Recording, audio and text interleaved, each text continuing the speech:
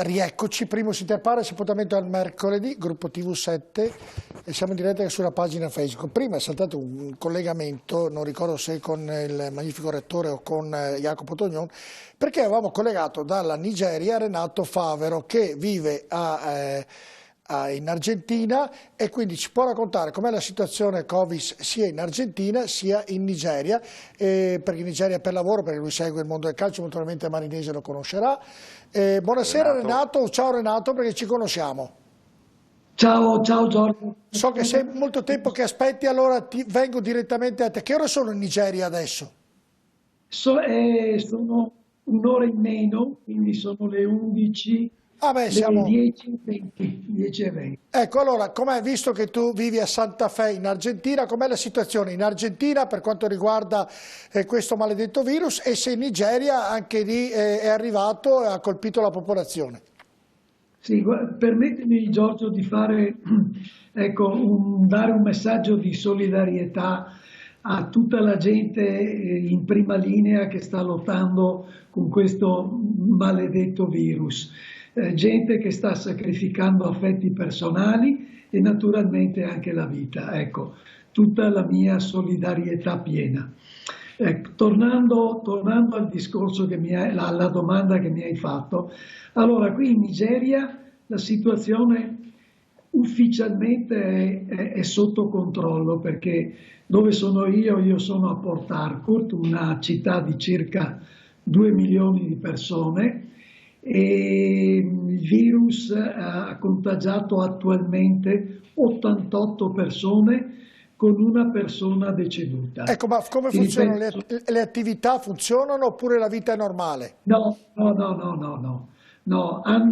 appena hanno sentito ecco, di un soggetto, un italiano, che era arrivato a Lagos ed è stato controllato e aveva il virus, 3-4 giorni dopo hanno cominciato alla chiusura delle scuole, alla chiusura delle chiese, delle moschee, delle attività commerciali, ecco, quelle residenti, perché comunque anche per le strade, che ci sono dei mercati rionali abituali qui in Africa soprattutto, ecco, e stanno diciamo così selezionando e hanno drasticamente chiuso gli aeroporti, hanno drasticamente chiuso i vari stati che sono province tra di loro e quando trovano qualcuno fuori regola ti posso assicurare che... Senti Renato, ma da quant'è che tu sei in Nigeria? Perché me l'hai detto, non ricordo esattamente da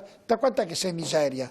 Io attualmente adesso sono circa 2 mesi, dovevo Ecco, ma ecco, rientrare una come italiano, settimana come fa. ti hanno visto? Sapendo che il virus aveva colpito prima la Cina, poi l'Italia, quindi gli italiani erano visti in modo davvero, uso un termine, diciamo non bello, dai No, via. Ecco lì, tu no, come eri visto? no, Giorgio, no.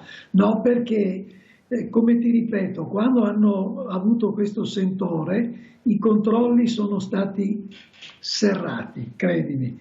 Poi ufficialmente, ti ripeto, queste sono le notizie, ma ti posso assicurare che io, ecco, ho visto le immagini per televisione e mi sto rendendo conto da dove sto vivendo, nel villaggio che sto vivendo, che è un villaggio riservato con sicurezze e tutto quello che ne segue. Però ecco, hanno preso misure drastiche Certo. dall'inizio. Senti Renato, invece in Argentina dove hai famiglia, moglie, figlia, ecco a Santa Fe, com'è la situazione lì? Ecco, allora la stessa cosa è stata fatta in Argentina e tutti i casi in Argentina attualmente sono casi importati, italiani, tedeschi, un po' di francesi e spagnoli. E adesso sono circa un migliaio di infettati con, mi sembra, se non ti dico cose, 18 o 19 morti. Però anche lì da 15 giorni le scuole sono chiuse, le chiese sono chiuse, Ecco, lì le banche, gli istituti pubblici, è chiuso un po', è chiuso ecco, tutto. Renato, sia in Nigeria sia in Argentina, per strada la gente cammina con la mascherina, con i guanti e tutelato, oppure è ancora libera? No, qui, ecco, qui ci sono, cioè qui in Nigeria, ti parlo qui in Nigeria perché in Argentina non ho avuto modo di vedere, ma eventualmente chiederò a mia moglie. Qui in Nigeria c'è gente che usa la mascherina, c'è gente che non la usa, così insomma, ecco, ecco. Però ti ripeto, le misure di sicurezza, ecco, sono state prese con un largo anticipo. Certo, senti Renato, drasticamente. concludendo questa chiacchierata, tu sei lì per lavoro, adesso puoi rientrare nel tuo paese oppure sei bloccato lì? No, adesso se io voglio rientrare devo fare tutto un iter tramite l'ambasciata, ecco, però apro una parentesi, amici miei dottori sia in Argentina sia in Italia mi hanno consigliato di rimanere qui. Va bene. Perché qui attualmente o per il clima o non lo so, ma insomma ci sono meno contagi. Va bene, grazie Renato del collegamento e in bocca al lupo anche a te. E in bocca al lupo anche a voi. Ormai Grazie, con questa telefonata, questo collegamento con la Nigeria abbiamo toccato tutti i continenti, perché siamo stati in America, siamo stati in Australia, dunque abbiamo tutti i collegamenti e la situazione è così dappertutto, cioè questo virus è davvero planetario, è proprio una pandemia che ha colpito un po' tutti. Allora, ritornando alla domanda che avevo fatto prima a Settimo e che è per tutti, se l'aspettava che succedesse questo 6 mesi fa? Lei poi lei è una che studia, che ci lavora in questo settore, se l'aspettava in queste proporzioni e se lei ha un po' paura o no? Allora, se non per lei, per la sua famiglia, insomma. allora, aspettarselo, ovviamente se io dicessi sì, lo sapevamo, no, non lo sapevamo, perché altrimenti... ma che prima o dopo poteva succedere. Certo, sì, esatto, stavo dicendo esattamente questo. Cioè, io insegno patologia ai medici, no? Agli studenti di medicina del terzo anno, e i miei studenti possono testimoniare che quando io parlo delle patologie importanti, le grandi sfide che avremo nei prossimi anni, dico che il problema grosso saranno le infezioni. Continuo a dirlo da molto tempo. La fermo, mi scusi se sono maleducato, e mi chiedo, a completare la domanda, oggi viviamo in un mondo che andiamo nella Luna in 2 minuti, andiamo di qua in 2 minuti, abbiamo tutto tecnologicamente, ormai ci colleghiamo, e noi non siamo riusciti nel 2020 a sconfiggere un virus a livello di studio, a livello di ricerca. Perché la lotta contro virus e batteri è una lotta che si porta avanti da tanto tempo, per cui nuovi virus appaiono, questi nuovi virus sono completamente nuovi, come abbiamo visto, per noi sono come un primo incontro, non siamo protetti, non abbiamo anticorpi, non abbiamo nessuna difesa, anche a livello scientifico non siamo protetti, perché se il virus è nuovo dobbiamo ricominciare tutto da capo. Certo, abbiamo tutte le conoscenze che abbiamo accumulato, per cui la produzione di un vaccino, la produzione di farmaci è rapida, però il problema c'è, e i batteri, l'antibiotico resistenza è un altro problema incredibile che non bisogna sottovalutare. I batteri stanno diventando resistenti agli antibiotici per una serie di motivi. Ma secondo lei è colpa dell'uomo quello che sta succedendo? Beh, l'antibiotico resistenza sì, c'è sicuramente una grossa componente umana nell'uso eccessivo di antibiotici che viene fatto. Ma no, mandare che questi virus, mi scusi, arrivino. No, ma il virus no, non posso dire che sia dico, è colpa perché l'uomo va nelle foreste, sto dicendo delle banalità, le prenda come tali, va a toccare, intaccare cose che la natura non vuole vengano intaccate, andiamo a muovere delle cose che poi succedono. Il rapporto uomo-virus c'è sempre stato, le infezioni ci sono sempre state. Che cosa è cambiato? Che viviamo in un mondo globalizzato,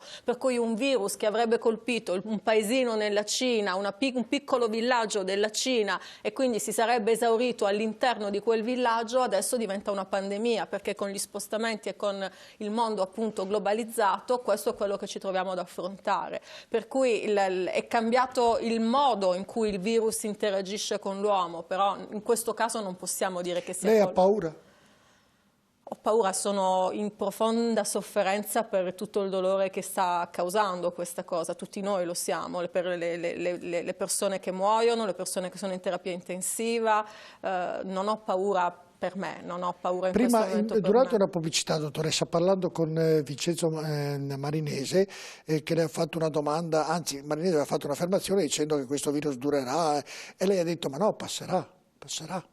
Ma passerà nel senso che noi quello che dobbiamo fare in questo momento è arrivare preparati, prendere tempo, noi dobbiamo prendere tempo, dobbiamo evitare di avere situazioni gravi come quelle che si sono verificate in alcuni punti in Lombardia, dobbiamo evitare di avere le terapie intensive strapiene di pazienti, quindi non riuscire a gestire i nostri pazienti, dobbiamo cercare di far abbassare il numero dei contagi. Se riusciamo a far abbassare il numero dei contagi e poi li controlliamo, come diceva prima il Rettore, ci saranno dei nuovi focolai, ma noi adesso sapremo immediatamente che cosa Però, fare. senta, dottoressa, dobbiamo, scusi, prendere tempo per arrivare al vaccino, per arrivare ai farmaci e al vaccino. Volevo dirle anche quello, nel prendere tempo nell'arrivare a questo benedetto vaccino, che anche qui mi domando se lei riesce a darmi una risposta, con la tecnologia moderna, un vaccino prima di testarlo ci vuole ancora un anno, un po' anche lì tanto tempo. Detto che ci vuole un anno prima di testarlo. testarlo. No, ma l'ha detto gli altri virologi, ha detto che ci vuole... No, ma ci vuole un anno per averlo a disposizione perché un conto è testarlo. Noi in questa situazione facciamo 800 in Italia morti all'anno. Ho fatto un conto così del conto della serva, 8 per 3 sono 24, non c'è sabato e domenica per i morti,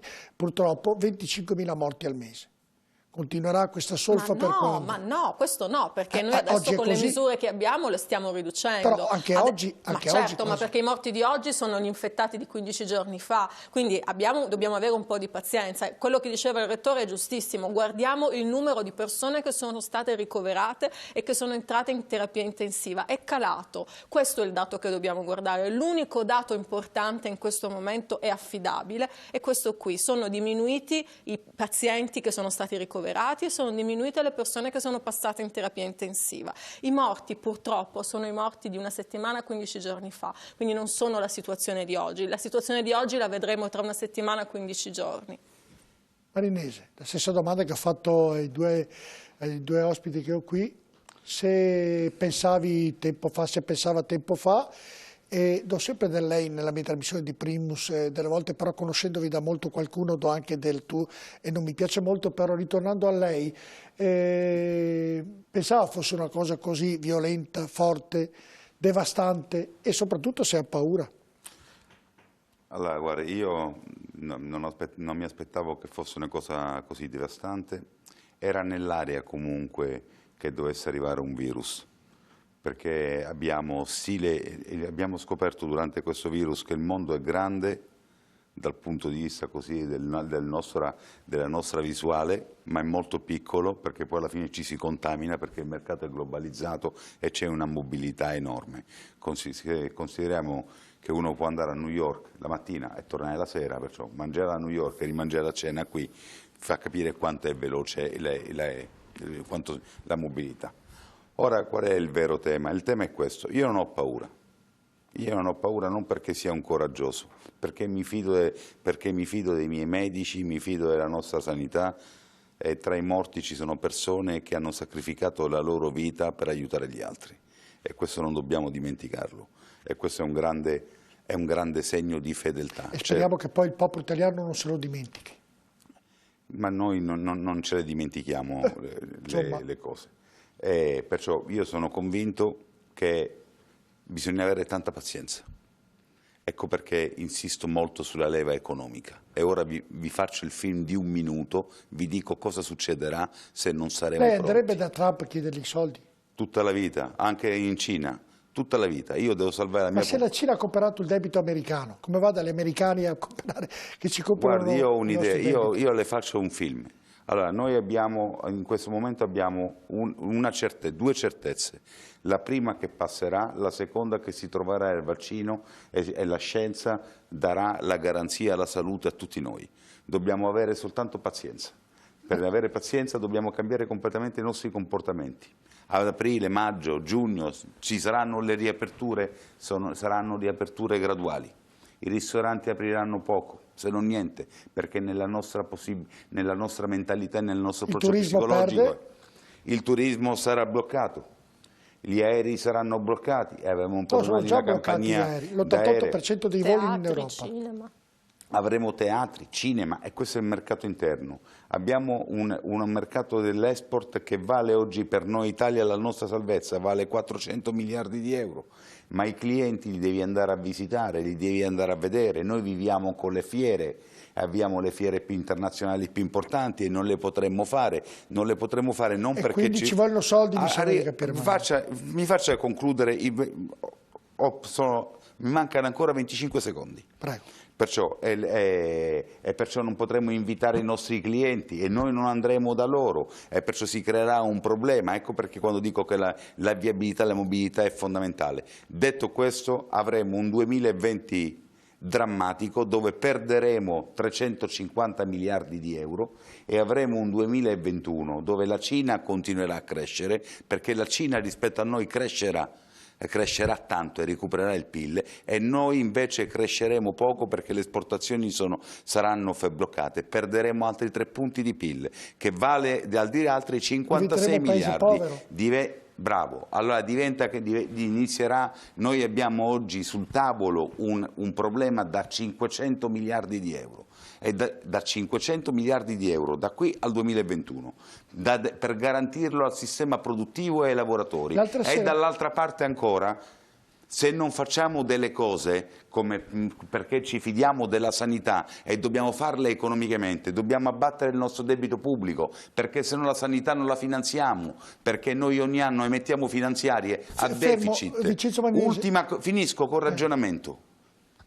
E avremo un giorno un certo mercato che dirà che i nostri titoli di Stato non valgono niente, non riusciremo neanche a mettere i BOT e CCT sul mercato.